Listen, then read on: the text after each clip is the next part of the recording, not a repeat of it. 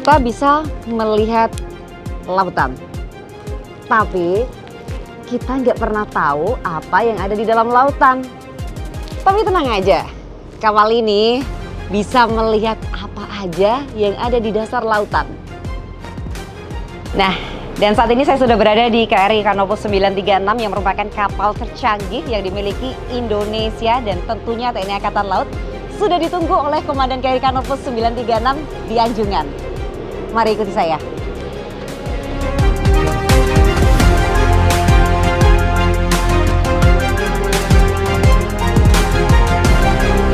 Selamat pagi, Komandan. Pagi, Pak. Bagaimana kabarnya? Alhamdulillah sehat, terima kasih.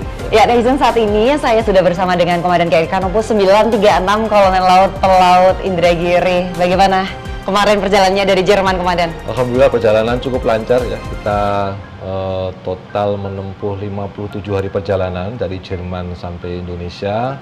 Kita singgah di beberapa negara, pertama kita singgah di kota Las Palmas, Spanyol. Itu negara otonom di luar daratan utama Spanyol di sebelah barat Pulau Afrika. Kemudian kita singgah juga di Lagos di Nigeria. Kemudian kita singgah di Cape Town di Afrika Selatan. Kemudian kita melanjutkan dan singgah di Port Louis, Mauritius, baru kita pelayaran menuju ke Indonesia. Sebelum kita berbicara lebih jauh nih, Komandan bisa nggak dijelaskan terlebih dahulu tentang KRI Canopus ini sendiri, Komandan? Baik, KRI Canopus 936 ini merupakan kapal kolaborasi antara Indonesia dan Jerman. Kenapa saya sampaikan demikian? Karena kapal ini dibangun di PT Palindo Marine Batam, ya, dalam artian halnya atau dinding bangunan kapalnya, kemudian dibawa menggunakan kapal roll dock yang besar, rolling dock yang besar sekali ke Jerman, dan di Jerman kemudian disempurnakan. Dipasang peralatan-peralatan navigasi, kemudian peralatan survei, kemudian persenjataan dan lain-lainnya, kemudian fitting up selesai, baru dibawa ke Indonesia. Kalau prajurit sendiri di sini ada berapa personil? Total prajurit KRI Canopus 936 berjumlah 93 orang. Kemarin kita pelayaran dari Jerman menuju Indonesia didampingi oleh 2 technical assistant atau tenaga asing ya, yang dari pihak galangan APK Rasmussen dan Fasmer, 2 orang. Total seluruhnya pada saat berlayar 95 orang. Oke. Komandan, seberapa penting nih kapal KRI Canopus ini untuk Indonesia? Sangat penting ya, saya bisa sampaikan sangat penting karena secara umum KRI Canopus ini berada di bawah jajaran Puji Hidrosal. Jadi fungsi Puji Hidrosal sebagai lembaga hidrografi nasional dan juga lembaga hidrografi militer. Jadi kami atau kapal KRI Canopus 936 merupakan salah satu unsur yang bertugas untuk melaksanakan pengumpulan data, kemudian mengolah dan memberikan data dalam bentuk lapangan. Jadi seberapa penting, sangat penting karena tadi itu menjamin keselamatan pelayaran, kemudian untuk kepentingan search and rescue, kepentingan lingkungan laut, dan juga untuk kepentingan pertahanan itu sendiri.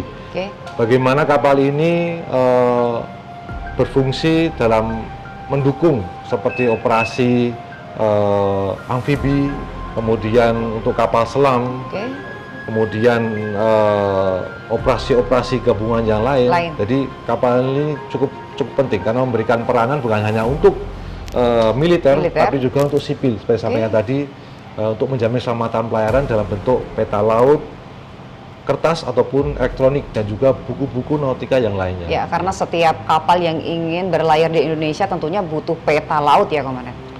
Suatu keharusan, suatu kewajiban bahwa setiap kapal yang memasuki perairan Indonesia harus menggunakan peta laut buatan dari kantor hidrografi suatu negara, di mana kantor hidrografi Indonesia adalah Puji Hidrosal. Tapi ngomong-ngomong, ini kan kita sekarang udah di Anjungan ya, Komandan.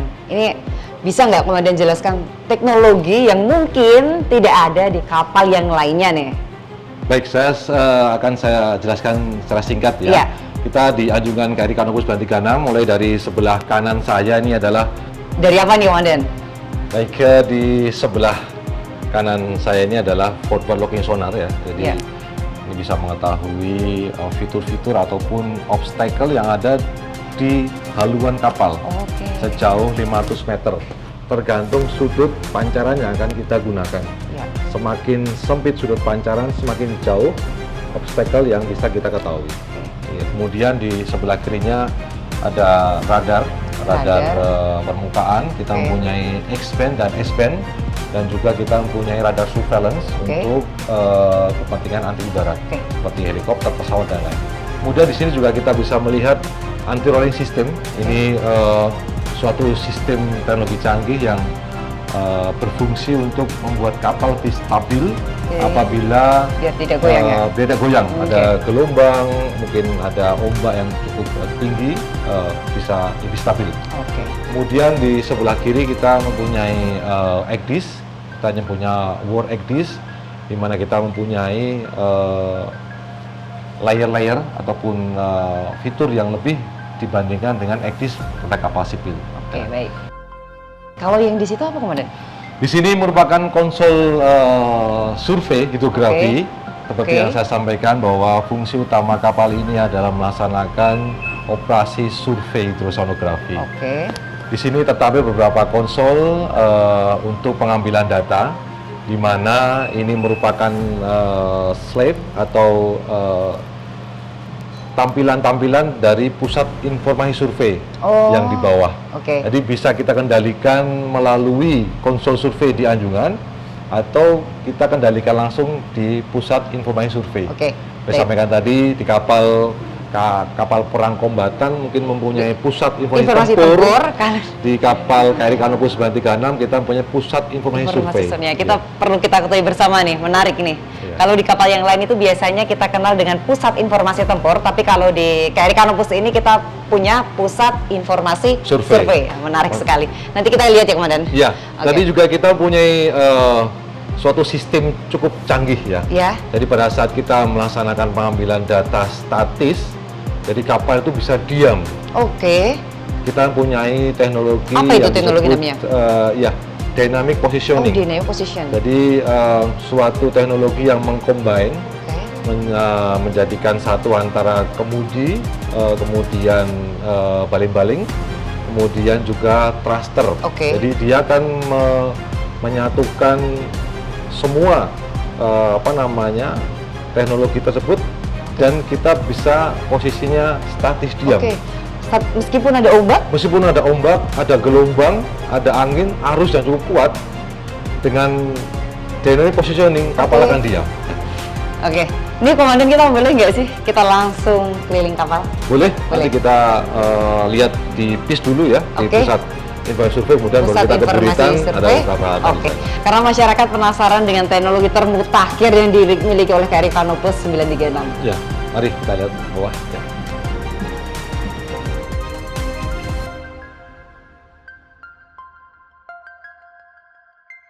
Komandan, ini kita sudah berada di mana, Komandan? Selamat datang di ruang pusat informasi survei KRI Canopus 936. Jadi di sini bisa kita lihat cukup banyak sekali monitor layar, di mana di dalam monitor terdapat software atau teknologi ya, perangkat-perangkat yang kita gunakan untuk pengambilan data hidrografi maupun oceanografi dan meteorologi di buritan kita. Jadi ruang PIS ini terdapat dua bagian, di bagian haluan dan bagian buritan.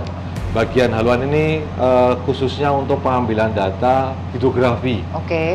Seperti saya sampaikan sebelumnya bahwa kita punya teknologi pengambilan data batimetri itu dari laut dangkal, laut menengah, dan laut dalam sampai dengan 11.000 meter. Ini yang saya sampaikan sebelumnya, bahwa teknologi kapal ini lebih maju dari kapal sebelumnya ya, sama saya KRI Rigel dan KRI Spica. Jadi Rigel Spica itu kedalaman maksimumnya 7.000 meter untuk pengambilan data batimetri, sementara Canopus ini bisa sampai 11.000.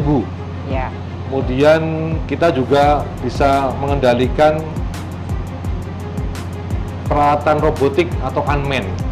Jadi saya sampaikan kita punya ROV, Remotely Operated Vehicle, kemudian kita punya AUV, Autonomous Underwater Vehicle, kita punya UAV, unmanned, unmanned aerial vehicle atau drone, dan satu lagi USV, unmanned surface vehicle. Oke. Jadi kita punya boat kecil, kita di Land Buritan. Jadi ini cukup strategis Oke. untuk pengambilan data kedalaman, kemudian dilengkapi juga dengan kamera dan lidar, Oke.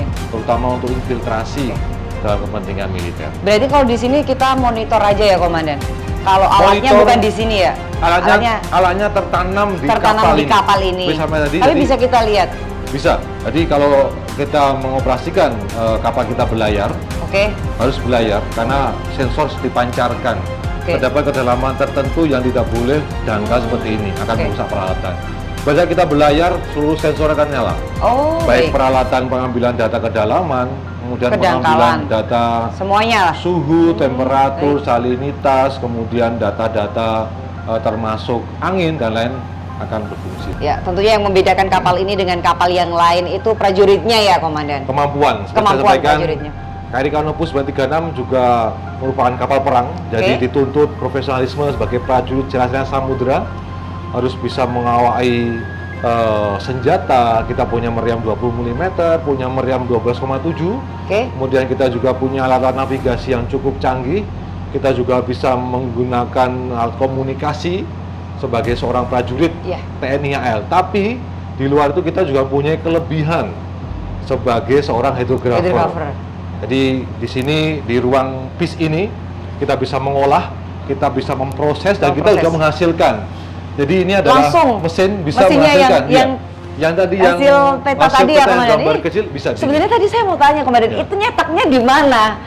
Ya, netizen, dan yang paling menarik dari hasil survei pemetaan peta tadi, ini kita bisa langsung lihat hasilnya di sini ya, Komandan. Bisa langsung Ya. di print di sini ya? Bisa. Ini Ya. saya baru tahu ini kalau ternyata bisa langsung di print nih. Tapi tentunya harus ada quality control lagi di hidros gitu ya, Betul, Komandan. iya. Jadi kapal ini merupakan salah satu unsur Ya. di jajaran hidrosal untuk mengambil data Oke. hidrografi, oceanografi, meteorologi di lapangan. Ya. Kalau kita sudah ke prosesnya, saatnya kita menuju ke teknologinya, Komandan. Boleh, mari kita ke belakang ya. Oke. Nah, netizen, kalau kita lihat di samping kanan kita ini sudah ada alat yang sangat-sangat canggih. Kira-kira alat apa sih? Ini apa, Komandan? Di sebelah kanan saya ini merupakan remotely operated vehicle. Jadi robot bawah air, ROV. ROV Oke, ya, ROV, salah orang satu teknologi unmanned ya. Unmanned itu berarti kita mengendalikan dari jarak jauh ya, tanpa jalan manusia. Jadi ini kita kendalikan tadi dari ruang PIS tadi. ya. Kemudian kita akan menurunkan menggunakan frame di buritan, kita akan Frame, turunkan oke. sampai kedalaman 2000 meter. 2000. Iya, 20 meter. Jadi berat ROV ini kurang lebih 2 ton ya, Iya. 2 ton. Kemudian kemampuannya adalah untuk mendukung pengecekan pipa, kabel bawah laut, bawah laut. kemudian fitur-fitur bawah laut itu oke. kita bisa menggunakan teknologi ini. Ini dilengkapi dengan lengan ya. Jadi Lengan. ada lengan, dia bisa bergerak. Dia bisa Robot. mengangkat robot. Salah satu fungsinya untuk kepentingan militer adalah untuk operasi peranjauan. Oke. Jadi ini bisa digunakan, kemudian dilengkapi juga dengan kamera. Ini ya, Komandan, kameranya? Bukan Kamera ya? cukup banyak. Oh, kamera cukup sini banyak. ya. Oke. Ada 4 kamera, kemudian propeller juga, Oke. dan juga digunakan juga untuk riset Oke. bawah laut ya. Kalau- Seperti itu. Kemarin ini sempat turun juga ya, Komandan? Sempat sudah diuji coba Juga ya? laksanakan harbor test Oke. di luar negeri Di luar sebelum negeri. kita laksanakan kegiatan tes di Indonesia. Oke. Kemungkinan bulan ini atau bulan depan kita akan coba peralatan ini. Oh, bulan depan akan coba lagi Iya, di Indonesia. perairan Indonesia. Di perairan Indonesia. Ya, benar. Kalau ini ROV berarti kalau yang di sana itu apa, Komandan? Ini merupakan AOV. tethering management system. Jadi Oke. ini akan berada di atasnya ROV ini. Oh, ROV. Jadi Oke. satu kesatuan bisa lihat ada kabelnya ya. Itu kabelnya berfungsinya buat apa, kabel Komandan? sebagai fungsi Fungsi. untuk mengirimkan data, Data. dan sinyal ya. Oh. Jadi komunikasi robot ini dengan kapal. Jadi Kapal. kapal ini contohnya Nanti- dia berada 2000 di bawah permukaan. Kedalaman. Oh, permukaan. benar-benar. Dia komunikasi menggunakan USBL. USBL. Ultrasonic baseline ya. Jadi dia menggunakan komunikasi bawah laut. Oke. Jadi Nanti akan terlihat di monitor. akan lihat di monitor. Seperti yang tadi yang orang duduk tadi, Ya. Ada 4 layar besar tadi. Ini untuk mengendalikan ROV. Oh, ROV. Ya, cukup canggih, salah satu teknologi canggih yang ada di KRI Canopus ya, ROV ini. Oke. Demikian. Selanjutnya kita menuju ke apa nih, Komandan? Kita bisa melihat alat selanjutnya ya. Ini di sebelah kiri kita, ini merupakan peralatan CTD atau Conductivity Temperature Depth, dan juga tabung-tabung yang berwarna abu-abu ini adalah water sample untuk mengambil air. Jadi CTD ini akan menghasilkan data temperatur, kemudian konduktivitas dan salinitas. Di mana parameter-parameter tersebut bisa digunakan untuk kepentingan operasi kapal selam. Baik. Bagaimana kapal selam akan bisa tidak terdeteksi oleh pancaran sonar kapal permukaan. Menggunakan data-data dari peralatan tersebut. Kemudian yang sub-bottom profiler, seperti yang saya sampaikan bahwa kapal ini bisa mengukur permukaan air ke atas menggunakan sensor meteorologi yang ada di ruang pis tadi. Ya. Bagaimana itu suhu udara, kemudian angin, kemudian kelembaban dan lain-lain. Kemudian permukaan sampai dasar laut menggunakan peralatan hidrografi tadi, kolom air ya, kita dapat kedalaman, kemudian dapat salinitas dan lain-lain. Kemudian alat ini digunakan untuk mengukur dasar laut ke bawah. Ke bawah. Paling bawah ya? Paling bawah. Jadi dasar laut kita bisa mengukur menggunakan peralatan sub-bottom profiler ini. Jadi bisa mengetahui berapa kedalaman lapisan sub-seabed. Jadi di bawah dasar laut itu ada lagi lapisan-lapisan. Berapa lapisan, berapa meter, kemudian jenisnya, atau apakah itu lumpur, apakah padat dan lain-lain. Jadi menggunakan namanya alat sub-bottom profiler ya. Baik, selanjutnya ini apa, Komandan? Kalau yang sebelah kanan saya ini adalah gravity core yang ini kemudian adalah grab sampler, mengambil contoh. Jadi pada saat kita melaksanakan pengambilan data kedalaman, kita turunkan alat ini untuk mengetahui apakah ini pasir, lumpur atau yang lain, kerikil atau batu, dan itu akan kita cantumkan dalam peta laut kita. Jadi kita lihat peta laut ada kedalaman, kemudian ada SBNP, ada juga jenis dasar lautnya. Bagaimana nanti kapal akan melaksanakan lego jangkar. Oh, di sini karang, berarti berbahaya. Nggak bisa. Di sini lumpur, pasir, mungkin lebih aman. Jadi menggunakan peralatan ini. Ini juga expandable sound velocity. Ini mirip dengan alat pengambil kecepatan suara. Jadi ini kita bisa launch sekali pakai. Jadi kita lepaskan ke laut, kemudian kita tinggal. Data itu akan terekod sendiri otomatis dan akan terkirim ke kapal. Paling terakhir nih, Komandan, kita kemana? Kita serahkan ke Buritan. Banyak peralatan unmanned di sana. Oke. Nah, nih Komandan, di depan kayaknya sudah ada peralatan-peralatan yang canggih nih, Komandan. Ini ada apa aja nih, Komandan? Peralatan sangat canggih ya. Ini magnetometer, atau kita gabungkan jadi gradiometer untuk mengetahui nilai kemagnetan fitur bawah laut. Ya, di situ ada logam atau besi dan lain-lain, bisa terdeteksi dengan menggunakan alat ini, termasuk pipa bawah laut, bisa. Kemudian ini ada side scan sonar, saya sampaikan tadi, juga dapat mengambil foto atau citra, bisa mendeteksi kerangka kapal di bawah laut, dan kita bisa menggunakan ini kayak besi, untuk mendeteksi ranjau juga. Ranjau ya? Iya, operasi ranjau ya. Kemudian di sini kita mempunyai peralatan yang namanya ini alat komunikasi kita bawah laut. Jadi kapal di atas permukaan, kemudian kita menurunkan suatu sistem komunikasi ya. Ini namanya underwater positioning. Jadi kita bisa menentukan posisi di mana alat ROV ataupun AUV kita turunkan supaya kita tidak lost mereka posisinya di mana. Jadi kita selalu komunikasi. Dia bergerak ke baringan 090, dia akan selalu memberikan hold pada kita menggunakan teknologi seperti ini. Ini juga pernah digunakan untuk mendeteksi black box. Pesawat jatuh. Black box hanya mempunyai beberapa waktu untuk nyala. Jadi digunakan untuk mendeteksi di mana black box itu ya. Termasuk DVR atau DCR. Ya, pernah seperti kita kejadian Laut Jawa. Kemudian ini yang kami sampaikan merupakan drone ya. UAV, Unmanned Aerial Vehicle. Ini digunakan untuk topografi. Jadi kita bisa menggambarkan bagaimana data, selain data di laut, kita juga mendapatkan data di darat. Jadi kita punya drone yang bisa mengambil dengan resolusi yang cukup bagus Itu. untuk Pada mendeteksi saat garis layar pantai. ini? Ini Sifatnya? pada saat operasi survei ya. Oke, Jadi survei. kita seperti kita sekali daratan ini bisa kita terbangkan untuk Aman. aman. Ya kita bisa mendapatkan data tersebut untuk menghasilkan gambaran 3 dimensi. 3 dimensi. 3 dimensi ya. Oh. Kita punya ROV, kemudian kita punya UAV ya, unmanned aerial vehicle. Ya ini UAV. sekarang kita UAV-nya yang mana ini, Bone? ya UAV-nya boleh UAV-nya yang ini. Ya, itu kan? Ya, yang ini. Oke. Jadi semua ini peralatan unmanned semua nih ya. Unmanned. Jadi tidak diawai. Tidak Tadi diawai, di dalam kita ada ROV, RV, kita di sini ada UAV, ini ada ASV, ASV, Autonomous Surface Vehicle. Vehicle. Saya sampaikan tadi ini bisa mengukur kedalaman di pesisir ya, Iya. laut dangkal, kemudian juga dilengkapi dengan lidar, bisa melaksanakan kegiatan untuk search and rescue, Iya. penyelamatan Ini juga. kayak nggak asing kalau dengan yang ini ya, Komandan? Udah, iya, Udah sering ya? iya, kita juga mempunyai beberapa di Pusidrosal Masih ya. terus Iya. di kapal-kapal yang lama ya, Komandan? Kapal-kapal sebelumnya. Ini AUV, Autonomous Underwater Vehicle. Oke. Seperti yang sampaikan bahwa bisa sampai kedalaman 1000 meter autonomous. Jadi kita lepaskan AUV ini dan dia akan melaksanakan kegiatan dengan sendiri ya. Jadi menggunakan alat komunikasi ping locator tadi, dia akan selalu terhubung dengan kita. Jadi ini merupakan rangkaian-rangkaian, jadi kita bisa merangkai ini. Oke. Jadi ada baterainya, Oke. ada sensornya di mana. Jadi kita bisa merangkai, dan kita semakin banyak baterai yang kita pasang, dia akan semakin lama dia Pada di laut. proses pemetaan itu sendiri tuh, apakah semua alat-alat ini tuh turun secara langsung atau bertahap?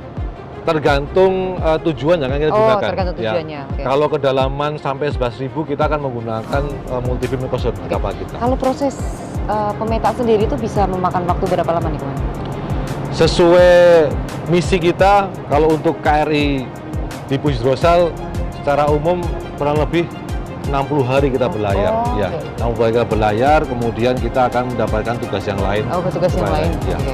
Ya, di sini selesai sudah kita mengelilingi KRI tercanggih yang dimiliki Indonesia dan tentunya TNI Angkatan Laut, yaitu KRI Canopus 936 bersama dengan Komandan. Terima kasih atas waktunya. Sama-sama, Semoga sukses Molly. selalu karena jam Amin. 12 Ya. nanti akan segera tolak. Kita tolak. Selamat berlayar dan bertempur, Komandan. Terima kasih. Terima kasih. Ya. Salam untuk seluruh prajurit. Terima kasih. Satria Mapaka Samudra. Jelajah maritim, kibarkan bendera kewajiban. Jaga Seva, Jaya Bahe. Sampai jumpa.